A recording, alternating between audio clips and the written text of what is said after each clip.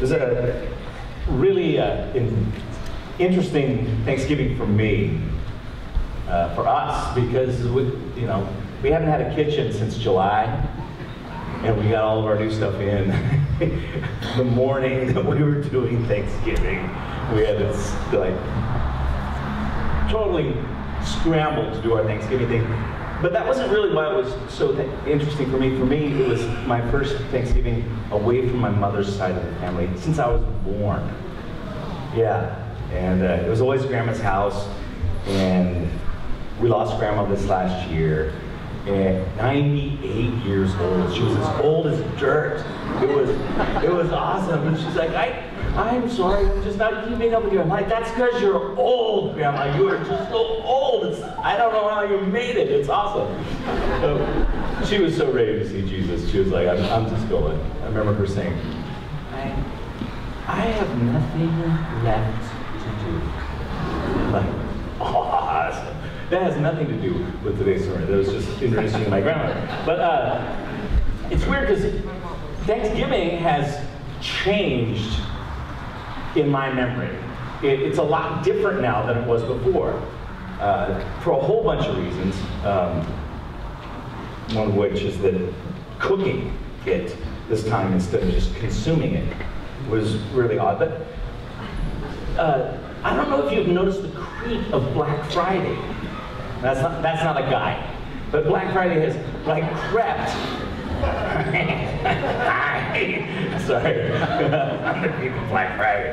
But Black Friday, by the way, just for your trivia understanding, was named by police in Philadelphia because of rioting.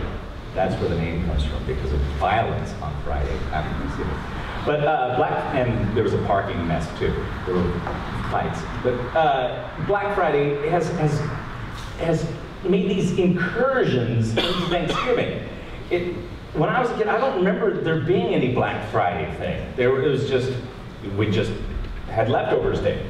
That was it. It's like Happy Leftovers Day. That was fun. But now it's like it started. It's the board, and it's into Thursday now. Like, what are you doing here, Black Friday? It's Thursday. You've got it. And what I noticed, the effect, has been very, very strange. It's a shift from a celebration of Thanksgiving, of gratitude over what you have, to a frenzy about what you don't. You know?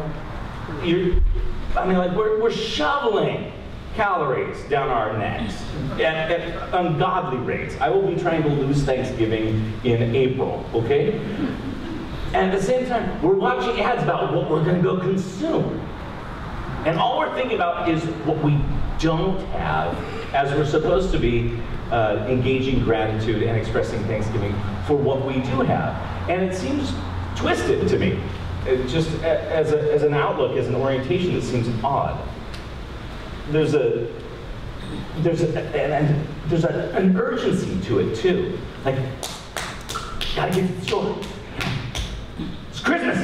They put the stuff up right after Halloween. It's Christmas. We gotta get there.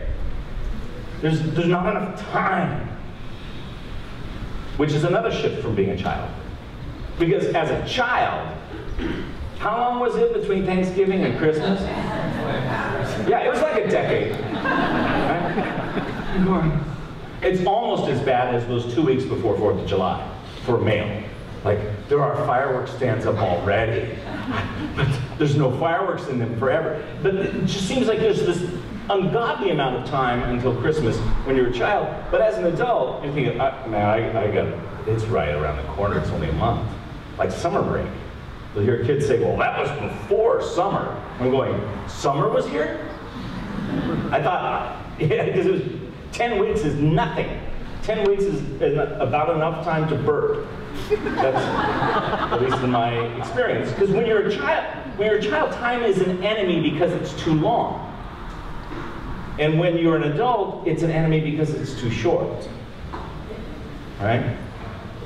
As a child, time is this obstacle And I think there's about 6 months when you're around about 23 where it's just right. Where you feel like, yeah, you finally made it through and you have all the time in the world, and so, I don't know, you go backpacking to Europe or something during that time. That's what you do, and you come back and you realize you have bills. But that's something completely different. And when I reflect on these dynamics, just about human perception and about our lives and experiences of family and all of these things, it gives me some perspective on some of the frustrations and really pains that I had as a kid. And I think a lot of kids have these. Know that we carry our disappointments as though they were injuries. Most of us. Because a kid doesn't know the difference between a disappointment and an injury. You know, a disappointment is something you didn't get that you thought you would get, and an injury is when something is taken. In fact, most humans languish about that, but that's not this sermon. But as a kid, how many of you thought, or said to your parents, we never do, or parents, have you heard this from me? We never do what you promised. We never do what you said. It never happens, you know, a child's mastery of absolutes. Never and always and anytime I ever, like when somebody says, you know, the only thing I ever ask of you. Like, really, bless the Lord, you're never going to ask me for anything ever again. Because this is it. As a child, there was a season of time where my family lived on the Newport Peninsula, on the Balboa Peninsula, with in a house right on the water. And there was a dock in front. And at that dock, he had 2 boats. And my dad talked fishing. Every day he talked fishing. And my brother and I were addicted to fishing by the time we were 9. You know, my only trophies are fishing trophies, right? I didn't do the sports thing. I slew animals. But every week, as we neared the weekend, there was this process of saying, longing to make that boat go out on that water so we could go fishing, hinting to my dad that we would go fishing, begging, pleading, reminding, cajoling, insinuating, manipulating, leaving notes, putting neon, doing graffiti, all about, are we going to go fishing this weekend? And it was always this week of, we're going to go fishing, we're going to go fishing, we're going to go fishing, we're going to go fishing, we're going to go fishing, we're going to go fishing. Friday, are we going fishing? Are we going fishing? It's Friday night, we didn't go fishing. Oh, maybe Saturday morning. Saturday morning, we're going to go fishing. We're going fishing. Oh, but it's like 8 o'clock, it's 9 o'clock, it's 10 o'clock, we're not going to go fishing. Maybe we can go fishing, but maybe we'll go night fishing. We'll go fishing. Maybe we'll get the boat out there. We can take the boat up there. Dad, can we please? Oh, can we? It's Saturday night. No, there's still a day, right? And by Sunday at 2 o'clock, we were crestfallen, exhausted, and resentful. Because usually we didn't go fishing. Normally there was, my dad would say, oh, there's bad weather, or we're not ready enough, or some other sort of thing. And of course I was internally screaming, we never do that. And that would last for maybe a month,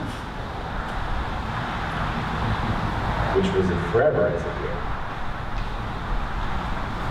Because I wanted my dad to come through on what he promised when I wanted him to. And I had the perspective of a child that said, you said, now why don't you?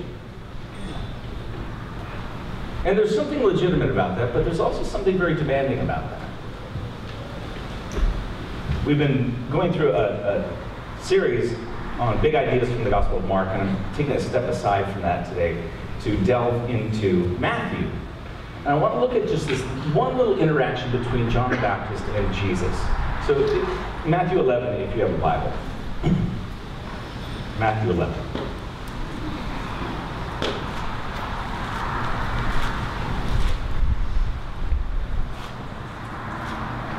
This passage always gets to me because I resonate more with John the Baptist than I do with Jesus on this one. Matthew 11, the background is Jesus had finished instructing his 12 disciples. He went on from there to teach and preach in the cities. Verse 2, now when John heard in prison about the deeds of the Christ, bless you, he sent word by his disciples and said to him, to Jesus, are you the one who is to come, or shall we look for another? Right? Isn't it? Right? Are you or aren't you? If can. Right? And that's not French dancing.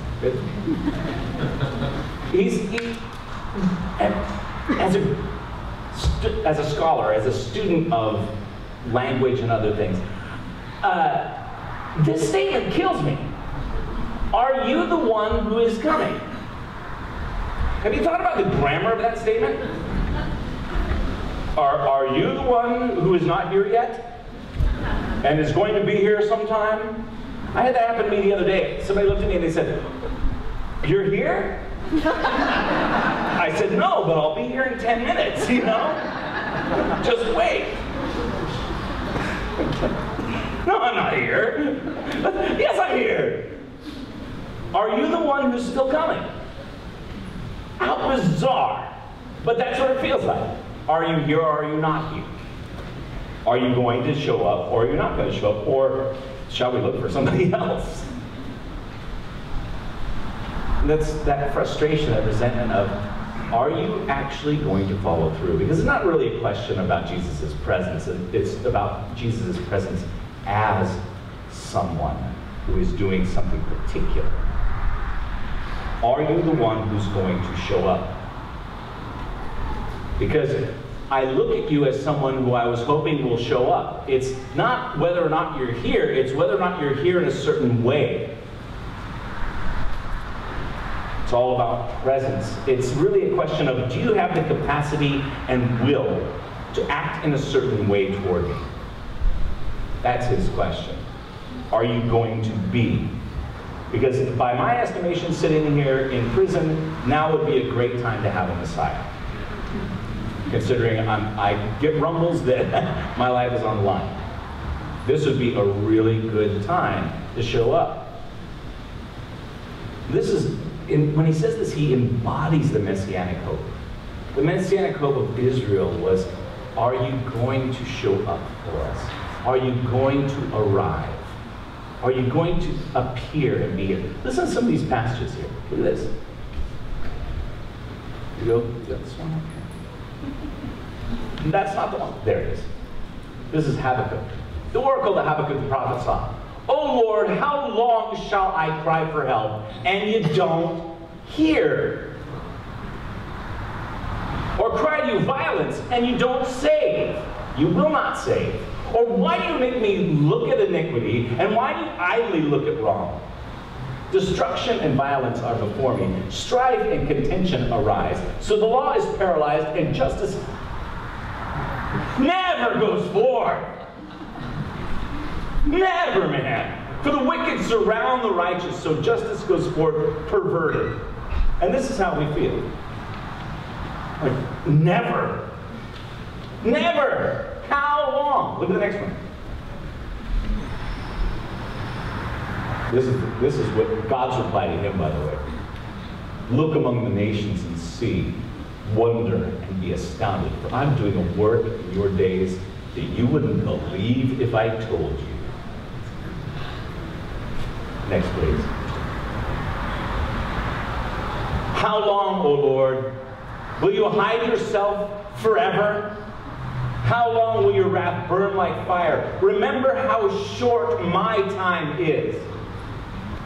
For what vanity you have created all the children of man.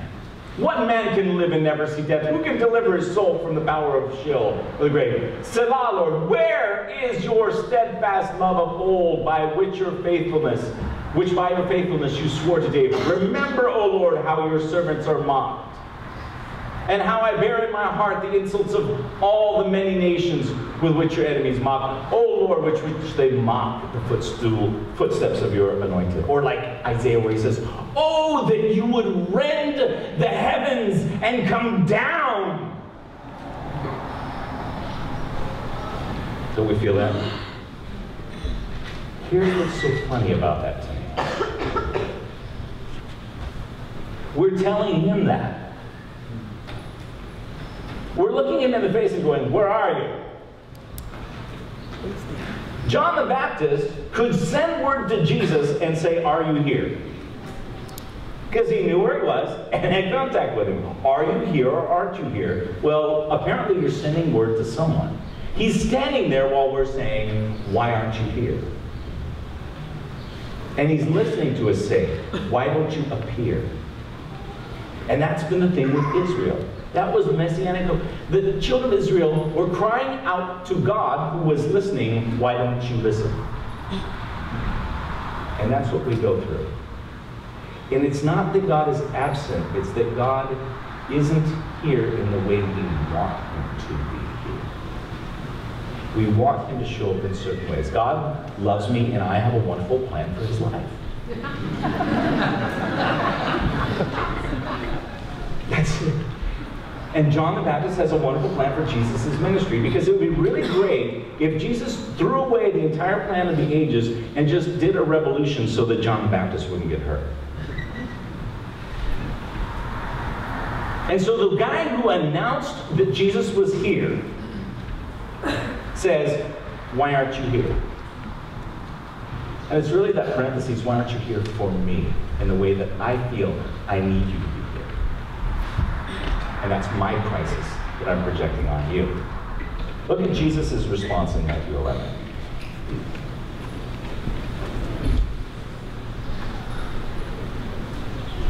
Verse 4. And Jesus answered them, go and tell John what you hear and see. The blind receive their sight, and the lame walk, lepers are cleansed, and the deaf hear, and the dead are raised up, and the poor have the good news preached to them, and blessed is the one who's not offended by me. Which is a really interesting response. Jesus says, in case you hadn't noticed, I'm doing plenty saving. Plenty saving is going on. I'm saving lots of people from lots of things. It just so happens that you're frustrated where you are. And by the way, don't get so irate. It's a good thing not to get so irate and impatient. The subtext, and by the way, I know you're going to get your head cut off. But Jesus says, I'm up to stuff that you wouldn't understand or believe even if I told you. He says, I'm up to plenty things. Don't be so impatient. Which kills me because, again, I feel like John the Baptist, not like Jesus in this. I want God to show up for my life. And God says to me very frequently, you know I'm up to bigger things than you.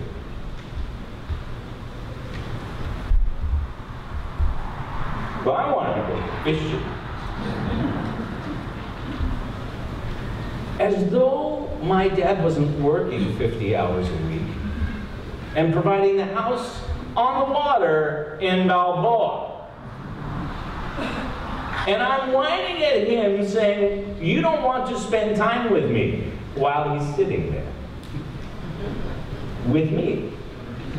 Putting up with my whining. It's like, I've been providing plenty. He never said that. But as an adult, I see that that was there. This is the tension for all of us. At Advent. At Advent, we say, Lord, we know you're here, and we're waiting for you. We revisit that aspect of our lives. We know you're here. You've already come, but we're waiting for you. Maranatha, right? Come quickly, Lord. We know you are here, and we are enjoying your presence as we call on you. Please show up. Now, I don't know what area of your life you need the Lord to show up in. It may be a long-standing prayer. You may have been pounding the heavens, Lord, show up in my family. Show up with my kids. You may be saying, show up in my health. There may be an area in your life where you just haven't been able to master something. And you're like, show up, Lord, won't you show up? Or should I turn somewhere else? In my little uptight, Pittsburgh face. Should I turn to, and then we fill in the blank. Well, if you're not going to meet me in this, I've prayed enough time for this, time's up. I'm going to turn to something else. You know, whether, I don't know. You know what it is you want to turn to. I don't know what it is. I'm not going to name off all those.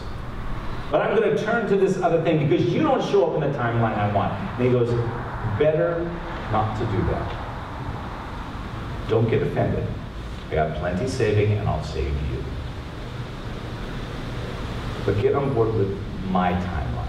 What I like about this passage, nothing takes place in this passage. Nothing changes. This is just about Jesus and John and the way that they relate to each other. That's it. There's no change of status. Jesus doesn't take action. John doesn't get delivered. John doesn't repent. Nothing changes. They just have to work out their relationship. And what I want to call us to as we enter Advent is to have that kind of relational interaction with God. God may or may not show up for you this Advent. Wait for him. He may or may not be present in the ways you want. He's present. You may not see or feel him. He's there. And you can complain to him that he's not there. And he says, I am up to something you can hope in. Please keep hoping. I've got a big thing that I'm doing. Keep hoping. Keep saying, Maranatha. Keep at it.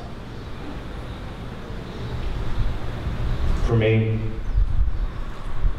if I had been a little bit more mature, which I wasn't, I was in process, I would have enjoyed the fact that my dad was there for me to complain to. And I would have not thrown away the time I had on the time that I was longing for. I wouldn't have turned my Thanksgiving into my Black Friday. And I want to encourage you in your walk with the Lord as we go into Christmas and as we celebrate the coming of Christ again while we're still waiting for him to come again. Don't lose sight of what saving the Lord has done in your life. What saving he's done in the world. It's a depressing world, I know. I study it every day.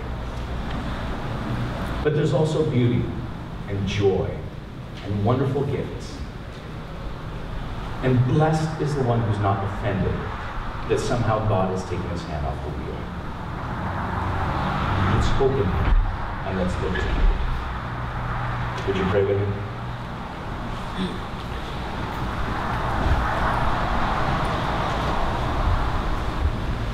Lord Jesus, thank you for hearing our prayers. Thank you for being present with an eye and an ear to see and to hear. Thank you for noticing us. We give you all of our frustrations. Thank you for the things that you've given us already. Thank you. You've heard our prayers so many times. We give you our ongoing frustrations too, with ourselves, with our families, with this world, with others. We give you all of that to your wisdom, Lord.